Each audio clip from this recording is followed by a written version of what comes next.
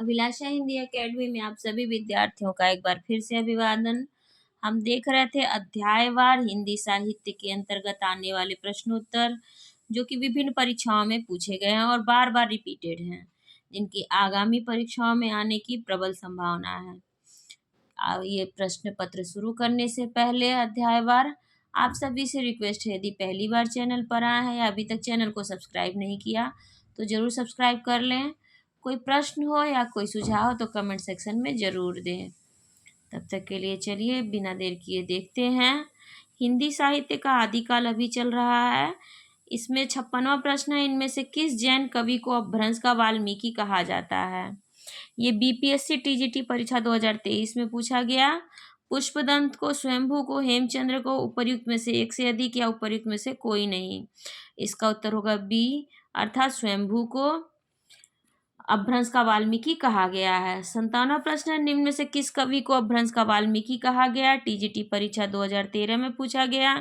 इसका उत्तर भी स्वयंभू होगा। 58वां प्रश्न है, अपभ्रंश के प्रथम महाकवि कौन है? इसका उत्तर भी स्वयंभू होगा। पीजीटी परीक्षा 2011 में पूछा गया प्रश्न है। अपभ्रंश के प्रथम महाकवि स्वयंभू को माना जाता है। स्वयंभू की कृति का क्या नाम है? ए पद्म पुराण, बी महापुराण, सी पाहुड़ दोहा या डी पौंचर्यो। आश्रम पद्धति प्रवक्ता परीक्षा 2009 में पूछा गया। इसका उत्तर होगा पौंचर्यो। 60वां प्रश्न, पौंचर्यो किसकी रचना है? तो इसका उत्तर स्वयंभू होगा। पीजीटी परीक्षा 2011 में पूछा गया प्रश्न है। 61वां प्रश्न है, इनमें से किस ग्रंथ में लिखा है कि अग्नि परीक्षा के बाद सीता जैन धर्म में दीक्षित हो जाती हैं? ए महापुराण, बी परमात्म प्रकाश, सी भविष्यत कहा, डी पौंचर्यो। ये दिल्ली केंद्रीय विद्यालय पीजीटी परीक्षा 2015 में पूछा गया प्रश्न है। इसका उत्तर होगा पौंचर्यो। पौंचर्यो ग्रंथ में स्वयंभू ने लिखा है कि अग्नि परीक्षा के बाद सीता जैन धर्म में दीक्षित हो जाती हैं। इस प्रश्न की व्याख्या देखिए। पौंचर्यो स्वयंभूकृत चरित काव्य है या 5 कांडों में विभक्त है। विद्याधरण कांड, अयोध्या कांड, सुंदर कांड, युद्ध कांड और उत्तर कांड। स्वयंभू ने नारी के प्रति व्यवहार का वर्णन इस काव्य में किया है। नारी के प्रति पुरुष का दृष्टिकोण उस युग में कैसा था, यह काव्य में वर्णित अग्नि परीक्षा वाले प्रसंग से स्पष्ट हो जाता है। लंका विजय के पश्चात सीता को पुष्पक विमान पर चढ़ाकर कौशल नगरी लाया जाता है। सीता के आगमन का एक और भव्य वातावरण और दूसरी ओर उस वातावरण में राम का ओछा व्यवहार। अग्नि परीक्षा से पूर्व सीता राम से कहती हैं कि आज मैं अपने सतीत्व का आपकी पताका फहराऊंगी। आग यदि समर्थ हो तो मुझे जलाए। जब मेरा मन शुद्ध है तो इस दिव्य शक्ति का क्या होगा। इस ग्रंथ में वर्णित है कि अग्नि परीक्षा के बाद सीता जैन धर्म में दीक्षित हो जाती हैं। 62वां प्रश्न है, स्वयंभू का रामायण को हिंदी का सबसे पुराना और सबसे उत्तम काव्य किसने माना है? स्वयंभू के रामायण को हिंदी का सबसे पुराना और सबसे उत्तम काव्य किसने माना है? ए राहु सांकृत्यायन, बी राम कुमार वर्मा, सी राम स्वरूप चतुर्वेदी, डी उपर्युक्त में से एक से अधिक और डी उपर्युक्त में से कोई नहीं। ये बीपीएससी पीजीटी परीक्षा 2023 का प्रश्न है। इसका उत्तर होगा राहु सांकृत्यायन ने स्वयंभू के रामायण को हिंदी का सबसे पुराना और सबसे उत्तम काव्य माना है। स्वयंभू का रामायण अर्थात पौंचर्यो को राहु सांकृत्यायन ने हिंदी का सबसे पुराना और सबसे उत्तम काव्य माना है। स्वयंभू की अन्य रचनाएं हैं, पौंचर्यो राम काव्य है, हरिवंश पुराण या रिट्ठडेमीचर्यो कृष्ण काव्य है। पौंचर्यो को अपभ्रंश का आदि महाकाव्य भी कहा जाता है। 63वां प्रश्न है, इनमें से कौन सा ग्रंथ लौकिक चरित काव्य माना जाता है? ए भविष्यत कहा, बी रोगसार, सी परमात्म प्रकाश, डी बाहुड़ दोहा। जीआईसी प्रवक्ता परीक्षा 2017 में 17 का प्रश्न है, लोकप्रिय व्यक्तियों के चरित्र पर आधारित काव्यों के अतिरिक्त कई ऐसे चरित काव्य भी रचे गए जिनमें कथा नायक या तो काल्पनिक होता था अथवा किसी लोक कथा से लिया जाता था। इस श्रेणी में धनपाल द्वारा रचित भविष्यत कहा का नाम उल्लेखनीय है। अपभ्रंश का भवभूति किसे माना जाता है? शालिभद्र सूरि को, पुष्पदंत को, कनकामर को या धनपाल को। पीजीटी परीक्षा 2010 में पूछा गया। इसका उत्तर होगा बी, अर्थात पुष्पदंत को अपभ्रंश का भवभूति माना जाता है। 65वां प्रश्न, निम्नलिखित में से कौन सी रचना पुष्पदंत की नहीं है? ए महापुराण, बी जयकुमारचर्यो, सी जसहरचर्यो, डी पौंचर्यो। टीजीटी परीक्षा 2010 का प्रश्न है। पौमचर्यु पुष्पदंत पुष्पदंत की नहीं बल्कि स्वयंभू की रचना है। इनकी दो अन्य रचनाएं रिठड़ेमी चर्यु तथा स्वयंभू छंद है। स्वयंभू छंदस है। महापुराण के रचनाकार पुष्पदंत हैं। 66वां प्रश्न है, कौन सी रचना स्वयंभू की नहीं है? पौमचर्यु, रिठड़ेमी चर्यु, स्वयंभू छंद या महापुराण? ये एनवीएस प्रवक्ता परीक्षा 2014 का प्रश्न है। इसका उत्तर होगा महापुराण। स्वयंभू की रचना नहीं है। पौमचर्यु, रिठड़ेमी चर्यु और स्वयंभू छंद ये स्वयंभू की रचना है। 67वां प्रश्न है, महापुराण के रचनाकार कौन है? अब्दुल रहमान, पुष्यदंत, धनपाल या स्वयंभू? टीजीटी परीक्षा 2016 का प्रश्न है। इसका उत्तर होगा बी, महापुराण के रचनाकार पुष्यदंत हैं। अपभ्रंश के कवि पुष्यदंत या पुष्पदंत की रचनाएं हैं। महापुराण जय कुमार चर्यु या जसहर चर्यु? महापुराण में अनेक घटनाएं और चरित्र हैं। इसमें कवि ने 63 महापुरुषों के की जीवन घटनाओं को वर्णन का विषय बनाया है। प्रसंगवश इसमें राम कथा को भी स्थान मिला है। 68वां प्रश्न है, अमीर खुसरो किस नाम से जाने जाते थे? ए तूतीय हिंद, बी तोताए हिंद, सी सितारे हिंद और या डी सर हिंद? इसका टीजीटी परीक्षा 2013 में पूछा गया प्रश्न है। इसका उत्तर होगा ए, अमीर खुसरो को तूतीय हिंद कहा जाता है। अमीर खुसरो का पूरा नाम अब्दुल हसन यामुनुद्दीन खुसरो था। इनके पिता का नाम सैफुद्दीन था। इनका जन्म 1253 इसमें वर्तमान कासगंज उत्तर प्रदेश के पटियाली नामक कस्बे में हुआ था। वर्तमान में पटियाली कासगंज जनपद में स्थित है। ये सूफी संप्रदाय के साधक तथा संत हजरत निजामुद्दीन औलिया के शिष्य थे। हजरत औलिया इन्हें तुर्क के अल्लाह कहकर पुकारते थे। खुसरो को हिंदी खड़ी बोली का पहला लोकप्रिय कवि माना जाता है। ये मुख्य रूप से फारसी कवि थे। इन्हें तूतीय हिंद के नाम से जाना जाता है। उत्तर प्रदेश माध्यमिक शिक्षा चयन बोर्ड ने इस प्रश्न का उत्तर अपनी प्रारंभिक उत्तर कुंजी में विकल्प बी माना था, किंतु संशोधित उत्तर कुंजी में विकल्प ए को सही माना। यानी तोता ए हिंद पहले माना गया था, लेकिन बाद में संशोधित उत्तर कुंजी में तूतीय हिंद इसका सही उत्तर माना गया। अमीर खुसरो की प्रमुख रचनाएं हैं ताज उल फतह, तुगलकनामा, शारीन ओ खुसरो, लैला ओ मजनू आदि। फारसी काव्य शैली सबक ए हिंदी अथवा हिंदुस्तानी शैली के जन्मदाता अमीर खुसरो थे। अमीर खुसरो ने दिल्ली के 11 सुल्तानों का शासनकाल देखा था। ये कुछ महत्वपूर्ण तथ्य थे अमीर खुसरो से संबंधित। 69वां प्रश्न है, मैं हिंदुस्तान की तूती हूँ, अगर तुम वास्तव में मुझसे कुछ जानना चाहते हो तो हिंदवी में पूछो, जिससे कि मैं कुछ अद्भुत बातें बता सकूं। यह कथन किसका है? ए अमीर खुसरो, बी कढ़ापा, सी मौलवी करीम, डी इनमें से कोई नहीं। यूपी पीएससी एलटी ग्रेड परीक्षा 2018 का प्रश्न है। इसका उत्तर होगा ए, अमीर खुसरो ने कहा है मैं हिंदुस्तान की तूती हूँ, अगर तुम वास्तव में मुझसे कुछ पूछना चाहते हो तो हिंदी में पूछो, मैं तुम्हें हिंदवी में अनुपम बातें बता सकूंगा।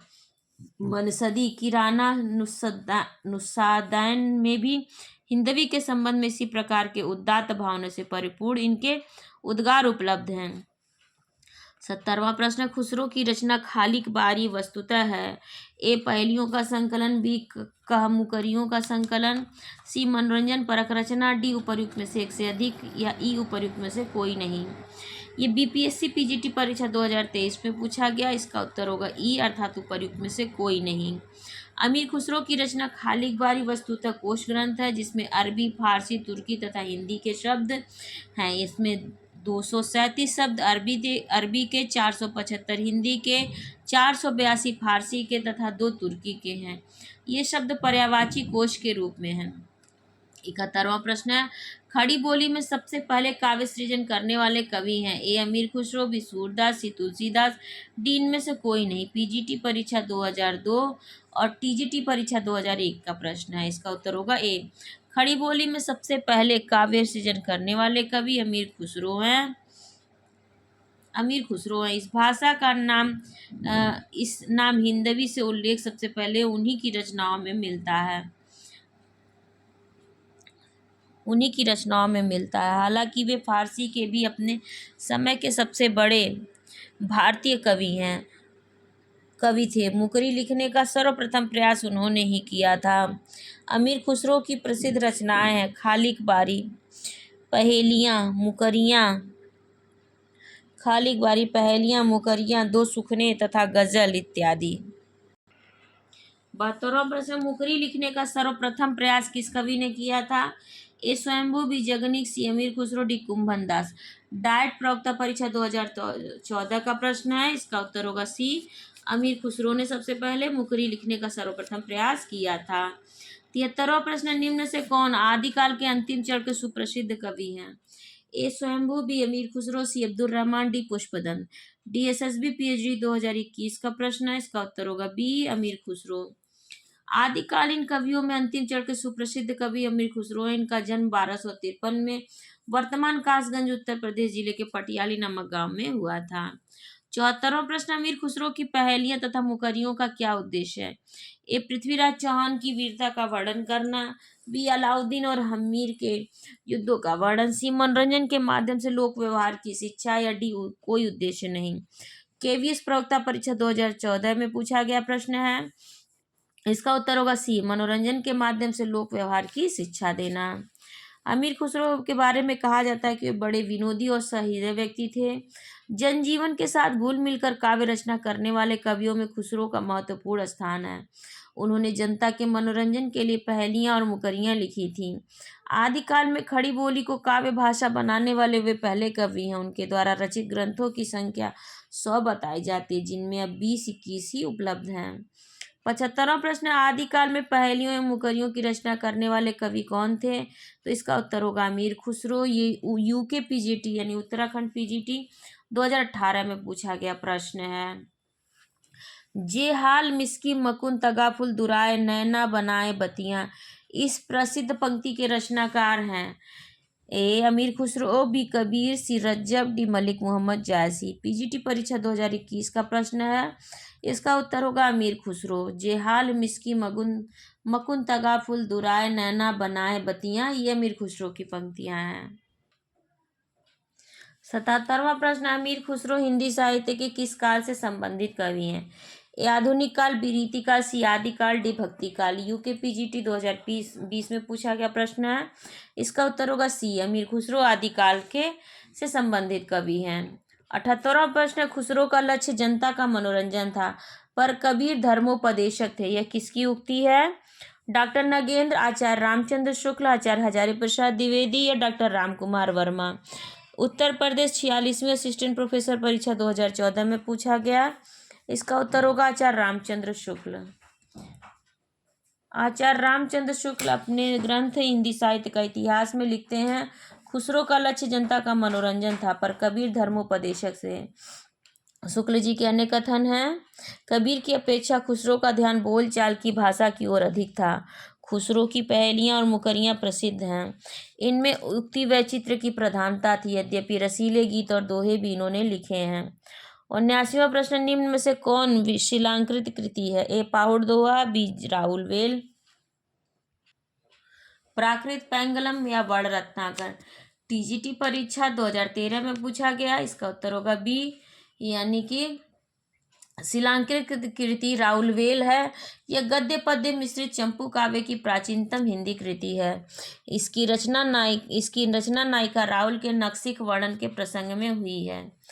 आरंभ में कवि ने राहुल के सौंदर्य का वर्णन पद्य में किया, फिर गद्य का प्रयोग किया गया।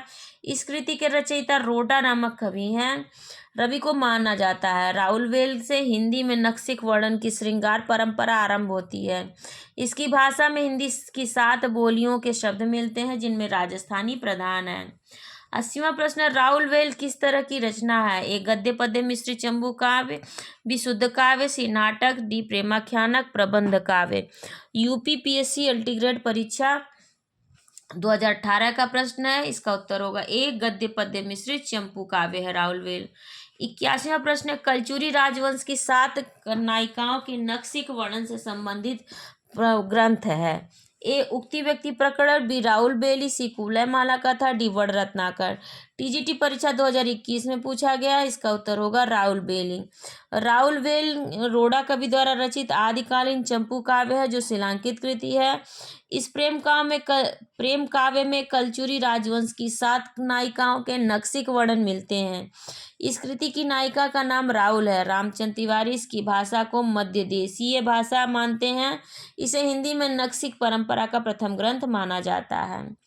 82वां प्रश्न है, कुवलय माला कथा के लेखक हैं सोमप्रभ सूरी, उद्योतन सूरी, धर्म सूरी या मुनिजिन विजय। पीजीटी परीक्षा 2021 में पूछा गया। इसका उत्तर होगा बी। कुवलय माला कथा के लेखक उद्योतन सूरी हैं। कुवलय माला कथा आदिकालीन गद्य साहित्य है जिसके लेखक उद्योतन सूरी हैं। आदिकालीन गद्य साहित्य उक्ति व्यक्ति प्रकरण दामोदर शर्मा, वर्ण रत्नाकर, ज्योतिरीश्वर ठाकुर, राहुल वेल, चंपू रोडा काव्य। चंपू काव्य है, इसके कवि रोडा कवि हैं। अब मैं इस प्रश्नमाला को यहाँ पर विराम देती हूँ। इसके आगे के प्रश्न को मैं अगले भाग में बनाऊंगी। तब तक आप लोग अपने विचारों से और अपने प्रश्नों से मुझे ज़रूर अवगत कराएं। कोई सुझाव हो तो कमेंट सेक्शन में ज़रूर दें। पहली बार चैनल पर आए हैं, अभी तक चैनल को सब्सक्राइब नहीं किया तो ज़रूर सब्सक्राइब करें। अपने एजुकेशनल ग्रुप्स में अपने दोस्तों में इस वीडियो को ज़रूर शेयर करें। आप सभी का बहुत बहुत धन्यवाद।